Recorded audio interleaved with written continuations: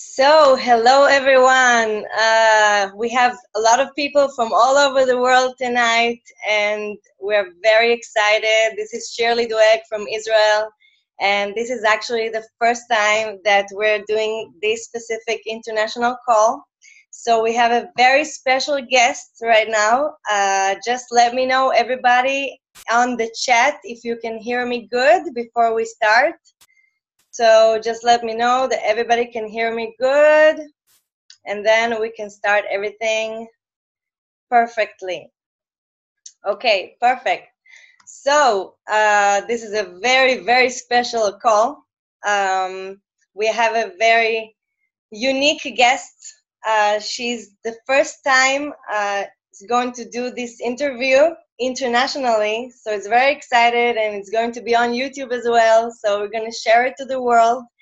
And this girl is just, wow, her story just blew my mind. I heard exactly how fast she closed the ranks, and I went crazy. I was like, I need to learn from this girl. So I don't want to even share her story because I want her to share it in the correct way.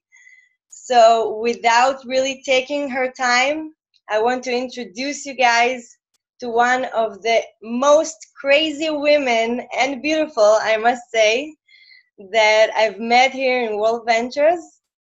So let's see if you are on this call right now.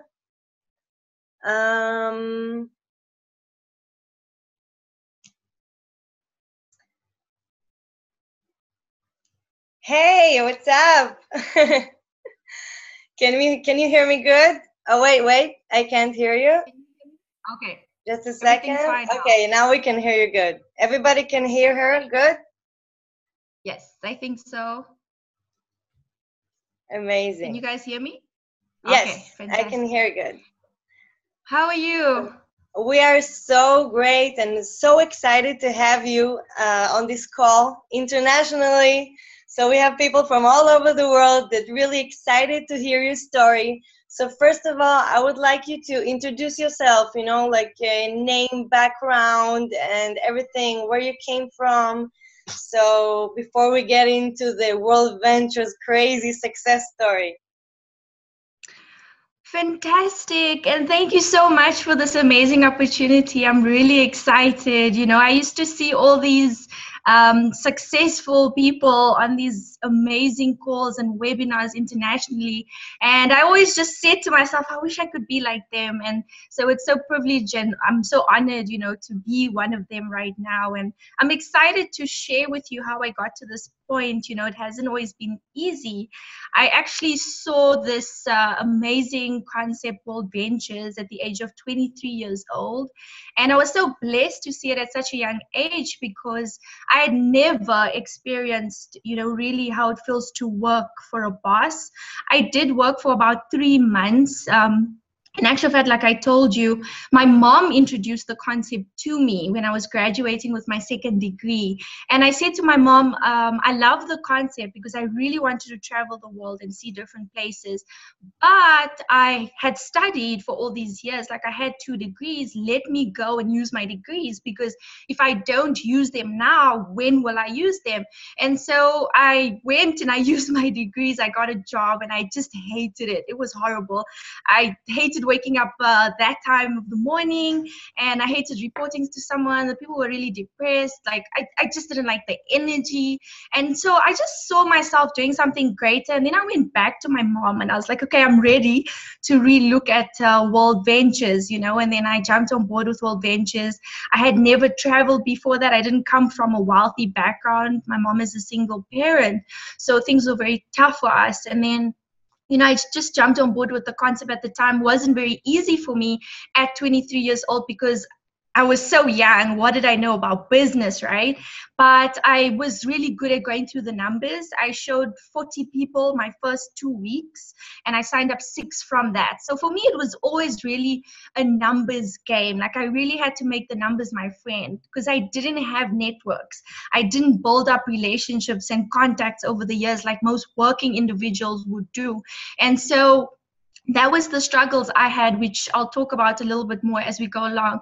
But I just got really excited about the product. I really, really used the product a lot. Like, that was my thing. I used to use the product, so people can ask me, how do you, at your age, travel this much? And that's what really hooked a lot of people to my lifestyle.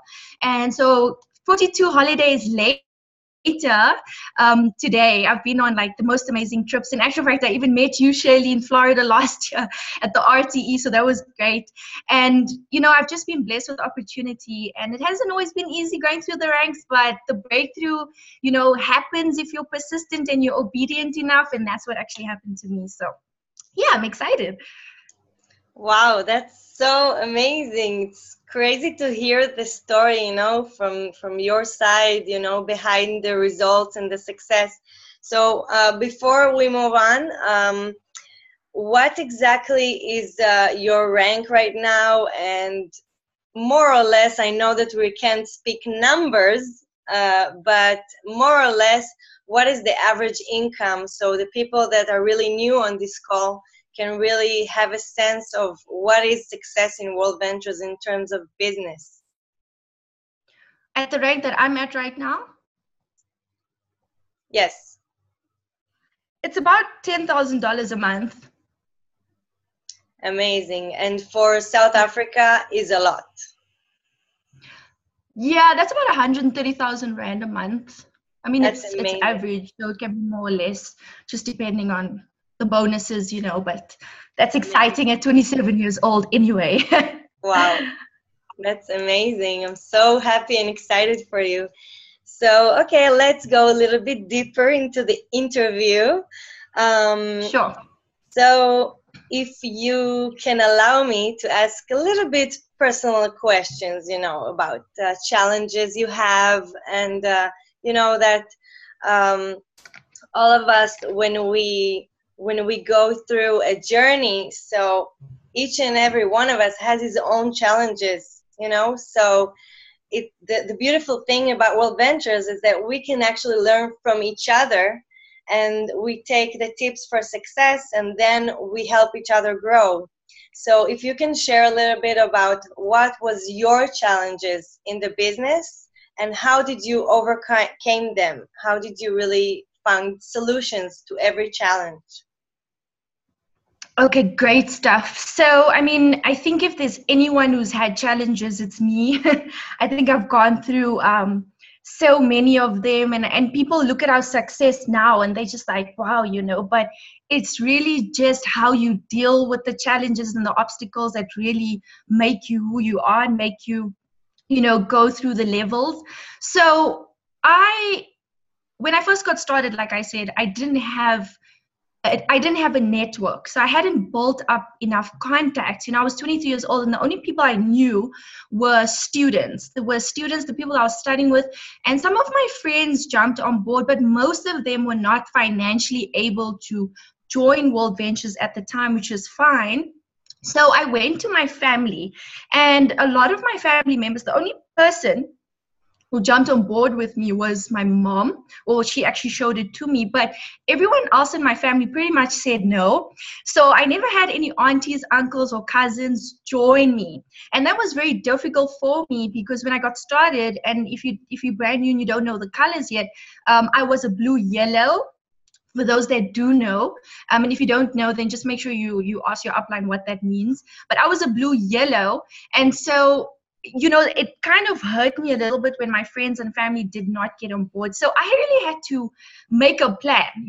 Here's the thing about this business: if you want to make it work, you got to make a plan. We in the business of making things happen, and so I had to find ways to sign people up that I didn't necessarily know. So 90% of my business right now is from cold market.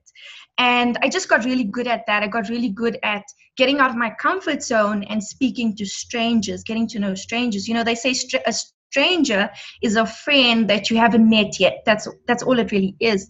So most people come in here, they come with contacts and stuff. I just didn't have that. So I just had to make a plan. Like, I had to go and sign up people I didn't know. And that was good. It was fine. At least, being a female, it's not that hard. And not to say it's harder for guys, you just have to find different angles of doing it. So that was one of the other challenges. then what I would also say was one of the big challenges that I had, and I think a lot of most people in the business actually have, is self-doubts, not believing that you can actually do this business, especially when obstacles come your way. You just lose the faith, you lose the hope, and you lose the faith. And that happened to me a lot of the times. And thank God, I was just very spiritually grounded. I was spiritually grounded. I kept believing in God, and I kept believing that God is always faithful. And that's what also got me through a lot of the obstacles and the challenges with self-doubts. I mean, attending the trainings was really good. That's one big thing that helped me in the business, was going on the dream trips, going on the trainings over and over and over again. That if I didn't go on dream trips and trainings in my first year of doing this business, I'd have quit this business completely. The other thing that really helped me is when I came into the business, I didn't really have much of an idea and a guidance as to what I am doing in the business. And I was grateful and fortunate enough to meet my mentor, Sujay. And Sujay really helped me. He knew everything about this business. So he taught me from A to B, from A to Z, what I need to know about this business. If it wasn't for him and his family giving me the guidance and the wisdom on what I needed to do, what I needed to be as a person, I would also not be here today. So there's just so many things that I went through in the business that I'm sure a lot of people can relate to.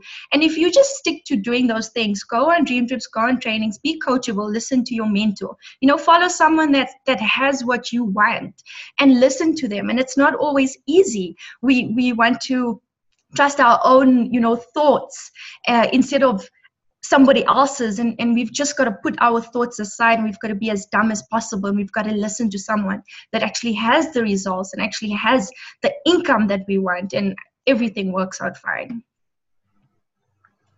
Wow, amazing. That's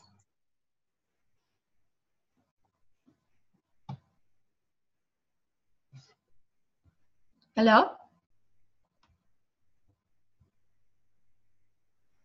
Yeah, can you hear me? Yeah, I can hear you now. So that was really amazing. You actually touched so many subjects here, and I wrote everything. And you touched about how you make new contacts, and you don't really rely on your current list. So the bigger list that you have is obviously people that we don't know. So I really liked your attitude about making new friends. With us, with our team, we always say, we don't do cold market, we make new friends. So it's just 100%. exactly what you said, and I really resonate with that. The other thing is the system of the dream trips and the events, which is obviously that is the recipe for success, and to plug in to people that you really want their results and really connect to their style. So if we go a little bit deeper about the system and exactly how do you do things, we all know that the skill that makes the most money and is most important here is invite. So if you can share a little bit about your challenges that you had with the invite and how you actually find your style to invite inside the system of WorldVentures, that would be great. Okay, fantastic. So just to go a little bit deeper with regards to attending trainings, I think one of the challenges I also had was I used to go and I was the marketing director for 2 years and 3 months. And in that journey, my problem was I used to go to trainings, but I never used to take massive action afterwards. And that, I think a lot of people get stumbled there, or a lot of people stumble there because it's all good and well to attend the trainings. That's fine. You always become better as a person. But if you're just not willing to go deep inside and get that want out of you to really have a purpose and change lives, I think you'll get a little bit lost. And I was getting a little bit lost at marketing director for all that time. And so if you asking me about how would I invite my cold market prospects and so forth, I'm just very direct. Like, I don't like to, some people prefer to keep friends on a funnel list and they make friends and they go out with them for a while. For me, it was just too slow. Like, I wanted to go now. It's either you're in or you're out. Like, hey, are you looking for an opportunity, or hey, are you not? Like, that was just my approach. So I would approach people in real life. I would approach people on social media, on Facebook, on Instagram. It was just like really direct. Hey, I've got this opportunity. This is what I'm looking for in a person. Are you open-minded to taking a look? Yes or no? Like, that's just me. And I would go through, here's the thing about that approach though, is that you need to be willing to go through a lot of numbers. And I was just willing to do that. Like, I was going through 20 to 40 a day of that, sending out that message, and then, someone's going to bite. You see, I believe that the right person will want to look at the opportunity and will want to meet with me. So I didn't really go the slow route. But what's important with cold market is that people need to like you and they need to trust you, right? That's the most important thing. So how I got people to like me and trust me is really by building up my social media. See, these days, what I figured out is that people think they know you just from your social media, right? We make assumptions of people from their social media and their social media lives. So I built my profile up like that. I wouldn't have any negativity on my profile. I wouldn't have any me going out with a bottle in my hand, or you know what I'm saying? Like, I would keep it really focused on traveling, positivity, businesswoman. So people would kind of just get the vibe like, oh, this is what she's doing. So it's all about attraction marketing, and then just going directly like to the, just to the message, just directly. That's how I would do it.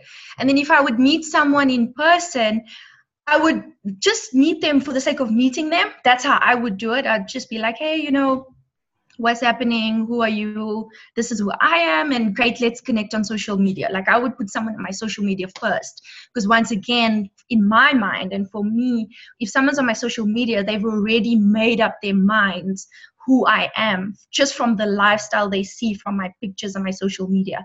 So that's kind of how I got cold market to like me and trust me. Yeah. And that's kind of my approach with inviting. But when I knew someone, if I knew someone directly, I would do the 4-step invite. We all taught the 4-step invite.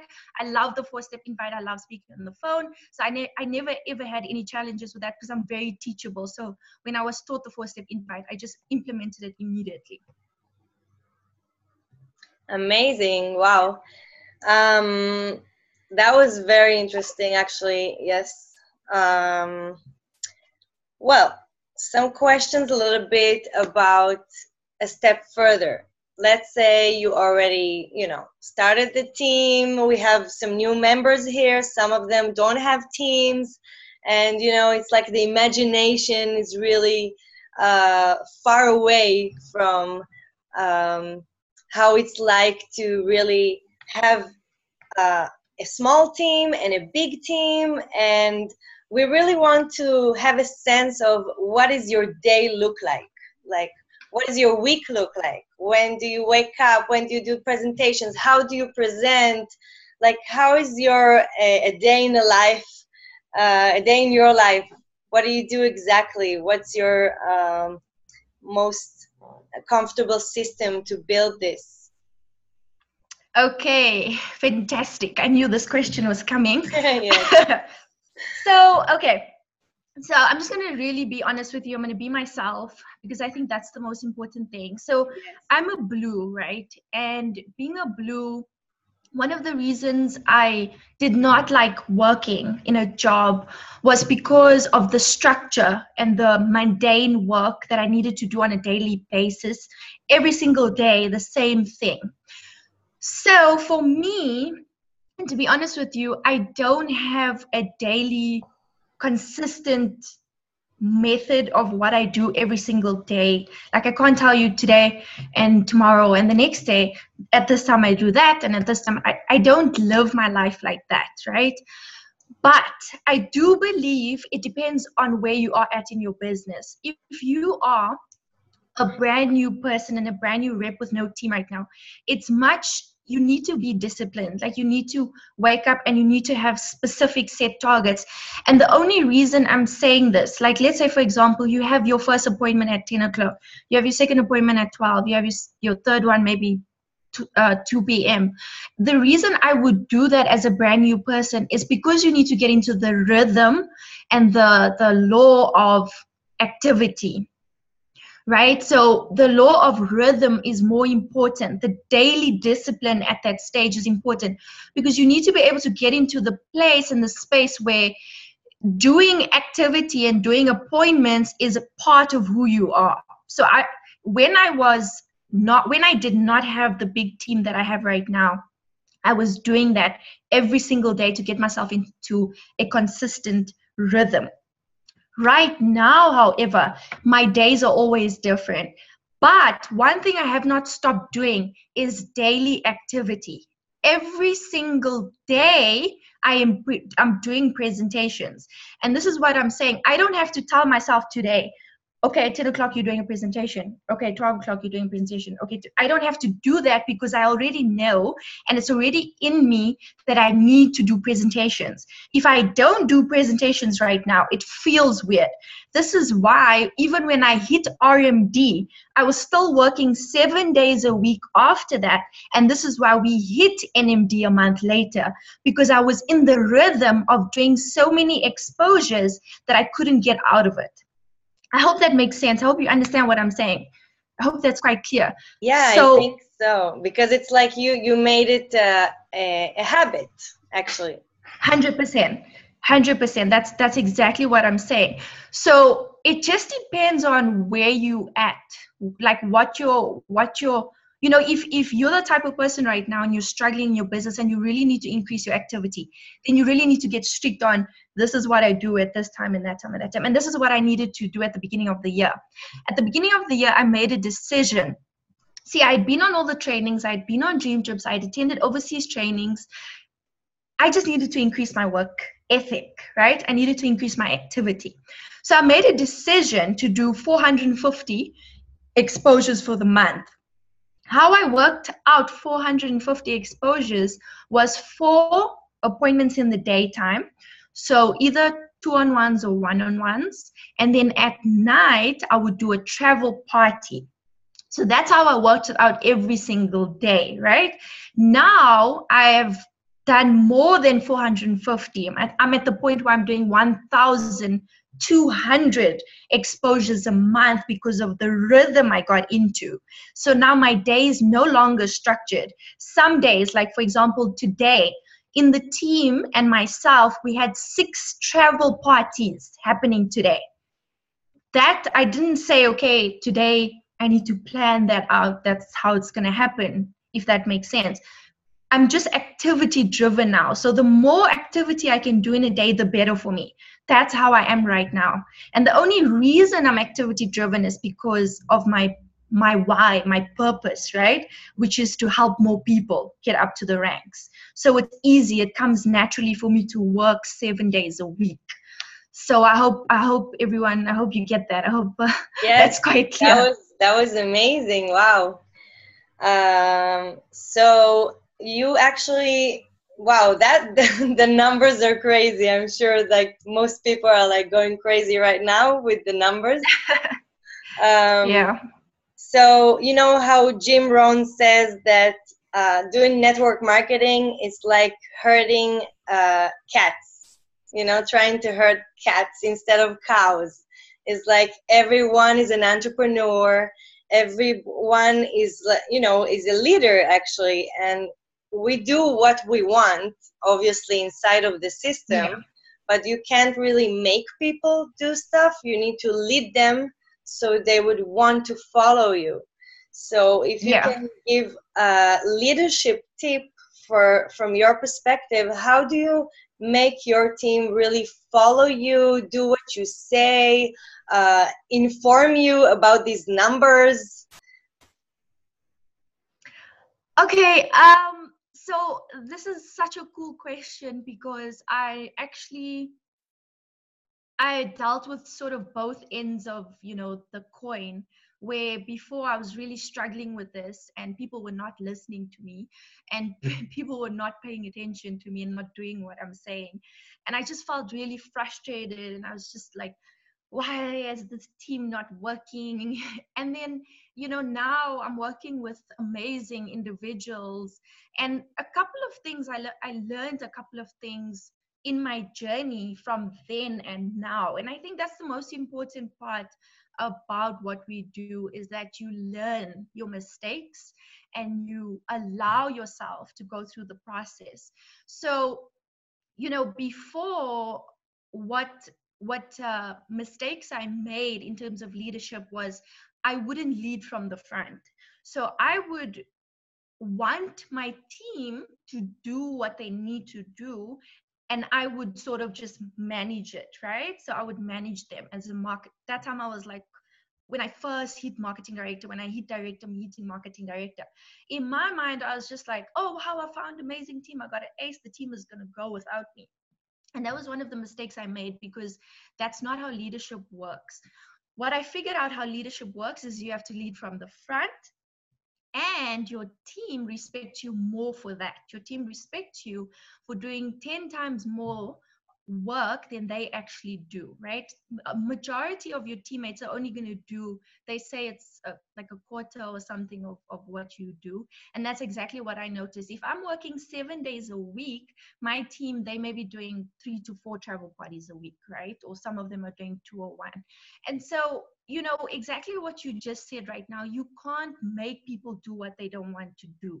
It's the most frustrating thing for you to sit and you want someone to do something and they don't actually want to go there themselves. So what I've stopped doing is I don't motivate anybody. I find motivated people.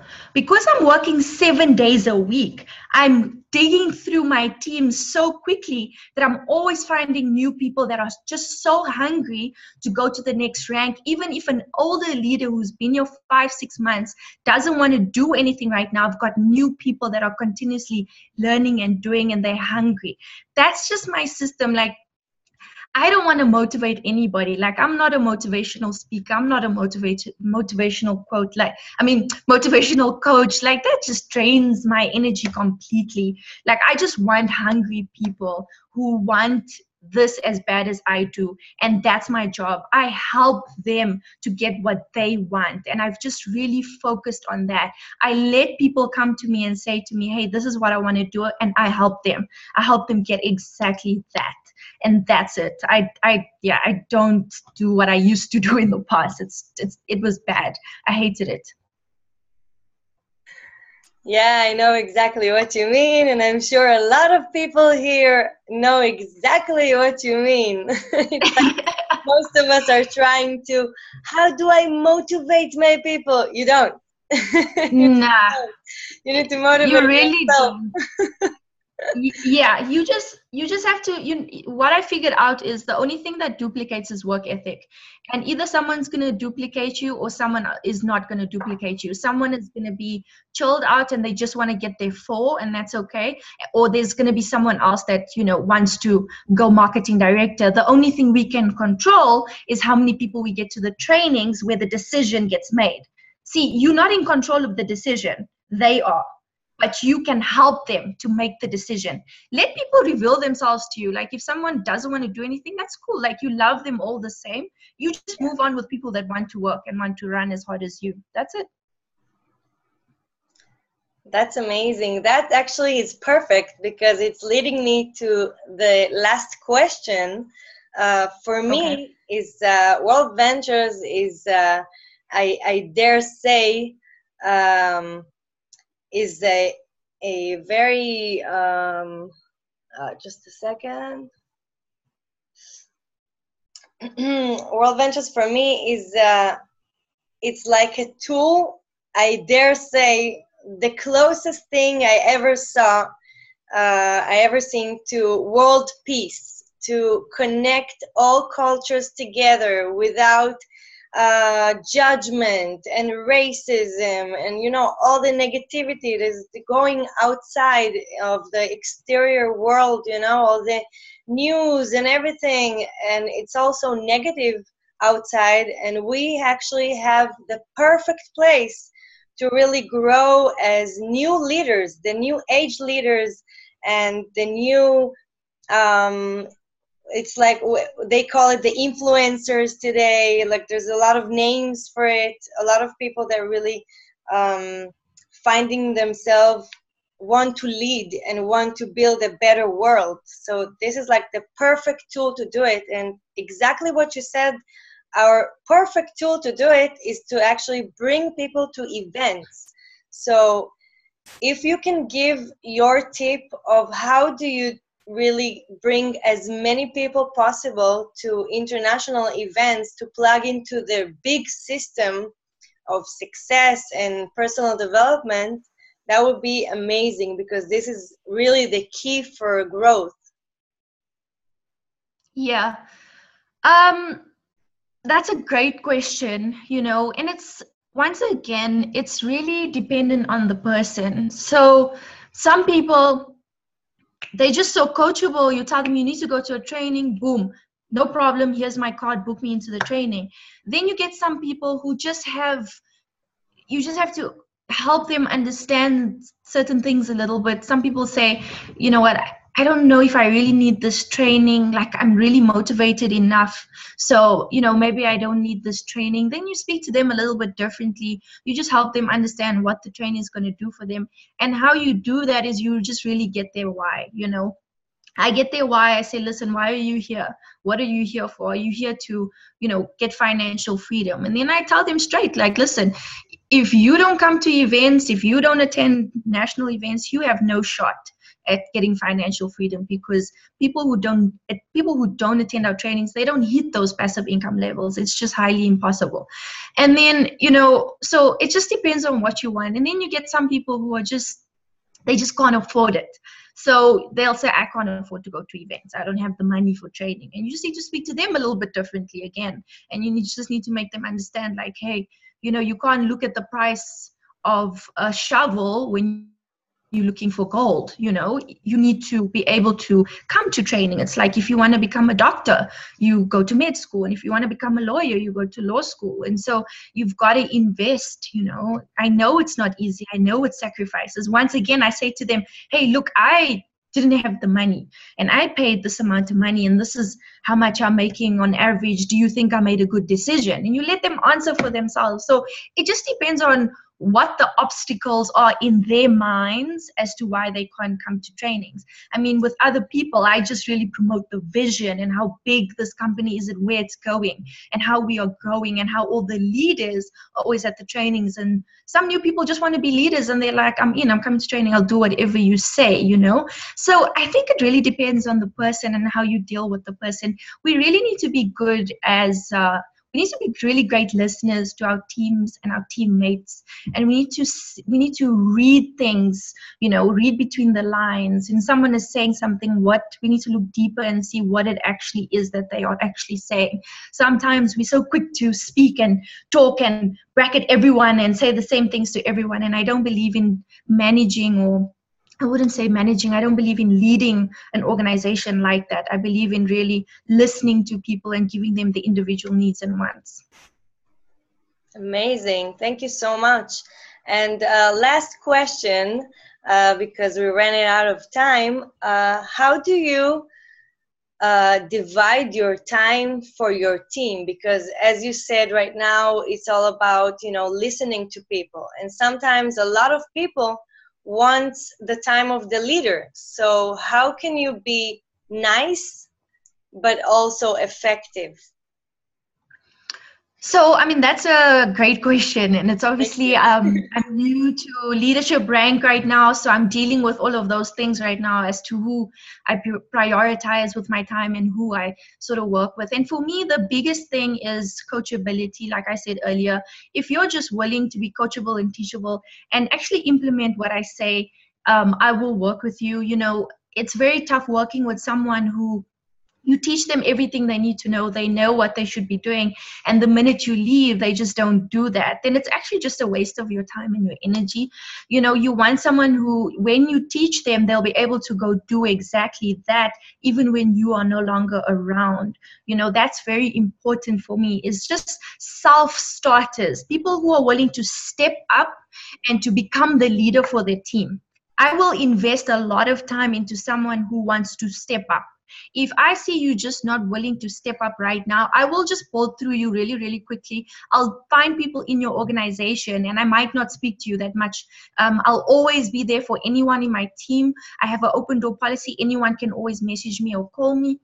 But if you're just not willing to step up as a leader, and just even do a presentation for your team, you know, for me, it's just like, I just know that if you don't just get out of your comfort zone and do a presentation, you're just not going to go that far. So it's just hard for me to spend my time and energy there. And then I really don't tolerate whiners. Like, if all you do is you're whining and you're negative, you can call me 10 times a day and I just won't answer your calls. Like, they say, Johnny Wombry says, winners focus on the opportunities in the midst of obstacles, and whiners focus on obstacles in the midst of opportunity. And I always just look and think, and I listen to people like that, and I just see what they're focused on. And if they're more focused on the negativity, I just cut myself off and I move on. I'm just very quick at moving on. I have to reserve and protect energy. Yeah. Thank you so much for that. So we're running out of time, Jane. I really thank you for everything from the bottom of my heart, and for all World Ventures people that are going to see this training on YouTube. And of course, we're going to write your name, everything. Guys, follow her, and on Facebook and Instagram and everywhere. And I really wish you and your team success. And for everybody, I really wish for everybody to take these tools that she said, because she said gold here, just gold. Every single word was gold here. So good luck, everybody, and thank you so much. I really appreciate you and your time. It's really amazing. Thank you so much. Thank you so much. Bye, guys. Bye.